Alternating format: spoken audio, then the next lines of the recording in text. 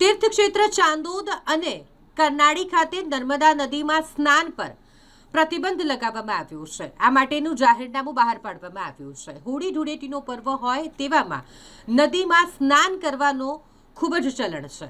લોકો મોટી સંખ્યામાં ખાસ કરીને યુવાનો જે નદી કિનારે જતા હોય, હોળી ધૂળેટીના પર્વમાં ખાસ નદી કિનારે જઈ અને નદીમાં નહાવા પડે તે દરમિયાન ડૂબી જવાની દુર્ઘટનાઓને ટાળી શકાય તે માટે નદીઓમાં નહાવા પર જ પ્રતિબંધ લાગી દેવામાં આવ્યો છે।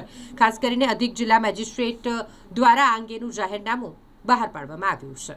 અધિક જિલ્લા મેજિસ્ટ્રેટ BS પટેલ દ્વારા તકેદારીના ભાગરૂપે તારીખ 3 અને 4 માર્ચ 2 દિવસ વડોદરા જિલ્લાના ચાંદોદ પોલીસ સ્ટેશન વિસ્તારના મલ્હારરાવ ઘાટ, કપિલેશ્વર ઘાટ, માળી કુંડલ ઘાટ, ચક્રપાણી ઘાટ, ત્રિવેણી સંગમ તેમજ કરનાળીના મહાકાળી ઘાટ, કુબેરેશ્વર ઘાટ અને સોમનાથ ઘાટ સહિતના નદી કિનારાઓ ખાતે નહાવા પર પ્રતિબંધનું જાહેરનામું પ્રસિદ્ધ કરવામાં આવ્યું છે।